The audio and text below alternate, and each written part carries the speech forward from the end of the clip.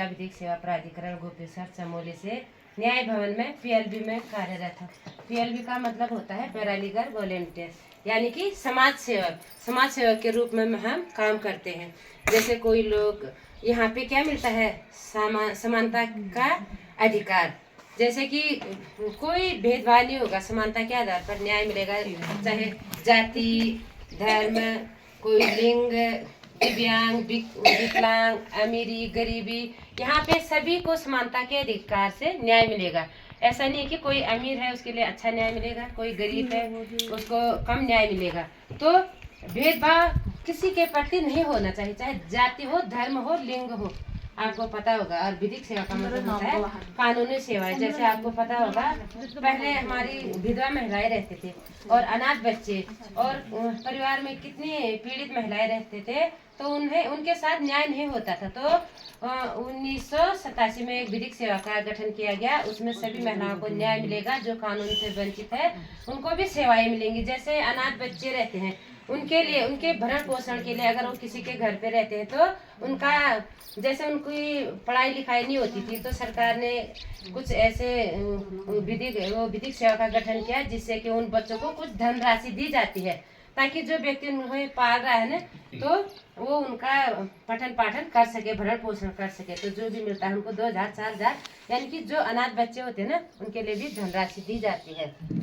तो जैसे हमारा काम होता है, किसी का दिव्यांग कार्ड नहीं बना, किसी का विकलांग, विधवा पेंशन, वृद्धा पेंशन, जॉब कार्ड, श्रम कार्ड, अन्य कोई भी कार्ड, अगर आपने अपने ग्राम प्रधान को या किसी क्षेत्र पंचायत या ब्लॉक अधिकारी, किसी को आपने 1 महीने से कागज पत्र चला रखे हैं या समाज कल्याण विभाग से, अगर कोई आपका वो काम नहीं करता ना, 1 महीना हो गया, तो वो काम हम पीएलबी आपका करेंगे।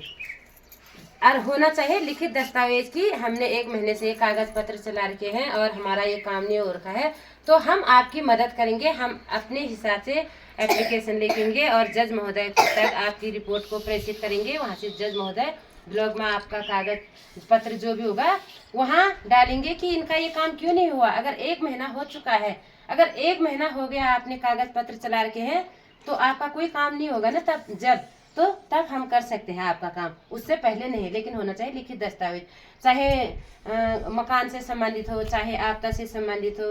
अगर किसी का घर टूट रखा है, बिल्कुल रहने की स्थिति में नहीं है, तो अगर वहाँ पे आपने 1 महीने से कागज चला रखे हैं कि हमारा मकान टूट गया है, हमें रहने की दिक्कत है, गाय भैंस बकरी आदमी, तो 1 महीना हो गया, आपकी बात कोई नहीं सुन रहा है, तो आपने क्या करना है, हमसे भी आप संपर्क कर सकते हैं। हम आपकी रिपोर्ट को न्याय भवन में ले जाएंगे, महोदय को प्रेषित करेंगे, तो वहाँ से आपका कार्य तुरंत हो जाएगा, आएगा ब्लॉक स्तर से ही, लेकिन वहाँ से वो कहेंगे कि आप ये करो।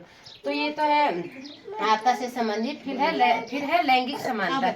लैंगिक समानता का मतलब आजकल आपको पता होगा, हम महिलाएं, एक महिला होकर बेटा बेटी में बहुत अंतर कर रहे हैं। तो सबसे पहले हम वैसे सोशल मीडिया के हिसाब से तो बहुत आगे पहुंच गए हैं, लेकिन हमारे दिल में अभी भी एक सोच है, ये बेटी है ये बेटा है। सबसे पहले अपने दिल से ये निकाल देना है हमने कि बेटी बेटा में अंतर बिल्कुल नहीं करना है। बेटा क्या दे रहा है, बेटी क्या नहीं दे रही। बेटी को भी पढ़ाओ लिखाओ, इतना सशक्तिकरण बनाओ उन्हें, ताकि वो आगे जाकर उन्हें कोई दुविधा न आए।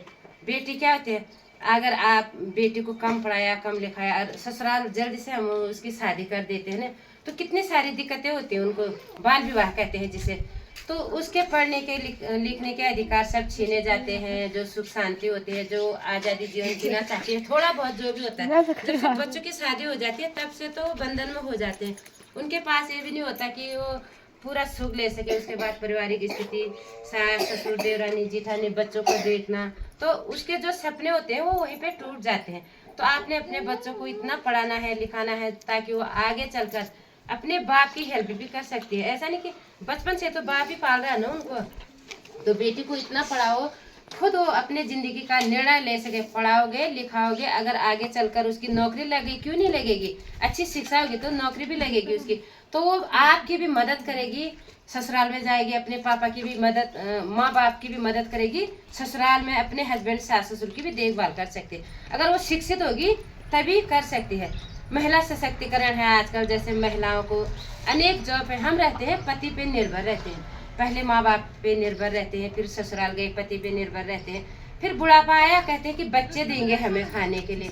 क्यों रहना हमने ऐसा? आजकल आपको पता होगा समूह के माध्यम से भी कितनी सारी नौकरियां हैं और गाय भैंस पाल रहे हैं। आप दूध भैंस रख सकते हैं, आपके पास पैसा नहीं है, समूह के माध्यम से आजकल कितने सुविधाएं हैं सब्सिडी पे, और भैंस रख सकते हैं, आप दूध बेच सकते हैं। ऐसा नहीं कि आप कोई जॉब के लिए बाहर ही जाओ, बाहर नहीं, घर में भी है, दुग्ध उत्पादन करो अपने आजीविका चलाने के लिए, जैसे आजकल उत्पादन कर सकते हैं। आप पैसे कमाओगे ना, हस्बैंड के दिए हुए पैसे कितने काम आते हैं, 10,000 देंगे, 1,000 देंगे। बच्चे ज्यादा माँ को ही कहते हैं, माँ मुझे पैसे दो, जो भी शौक पूरी करनी होती है माँ करती है, पापा से कोई नहीं कहता। तो हस्बैंड देंगे आपको, लेकिन देंगे 1,000 देंगे, 2,000 देंगे, लेकिन आप मांगते रहोगे, हस्बैंड आपके पास हिसाब मांगेंगे, इतने पैसे कहाँ डाले, क्या डाले। लेकिन जो आप खुद कमाओगे ना, चाहे फल फ्रूट बेच के, चाहे खेती बाड़ी से, चाहे भैंस का दूध बेच रहे, चाहे कोई पोला उसमें सब्जी उगा रहे, कुछ भी, तो आपके अपने पास पैसे रहेंगे तो आप किसी को भी दे सकते हैं। कभी अपने बहनों को दे दिया, चाहे अपने बच्चों को दे दिया।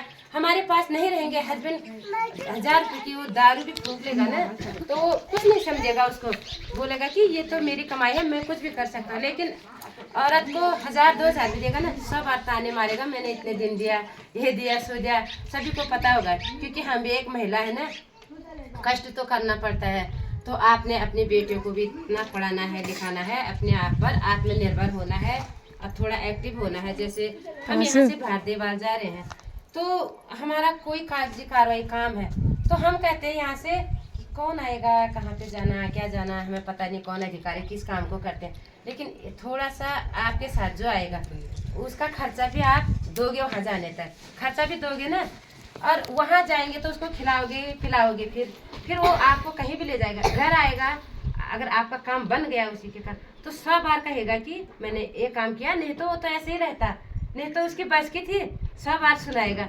तो ऐसा नहीं कि वो फेसबुक फ्रेंड, इंस्टाग्राम फ्रेंड अपने नहीं होते, वो बाहर के धोखा देने वाले होते हैं। तो कह रहे हैं आजकल आवाज में रिकॉर्डिंग की जाती है, कहते हैं कि मैं आपका बेटा बोल रहा हूँ, कोई किसी का बेटा बाहर देश है, और वहाँ से वो कह रहे हैं कि मम्मी मैं फंस गए यहाँ, आपके बेटे के आवाज में कहेंगे वो, बेटा मैं यहाँ, मम्मी मैं यहाँ फंस गया हूँ, और आपको लगेगा ये मेरा बेटा है, मेरा बेटा वहाँ पे फंस गया, 3 लाख रुपए 4 लाख रुपए देने, तो आपको लगेगा माँ और बेटे का इतना कनेक्शन होता है ना, बिल्कुल।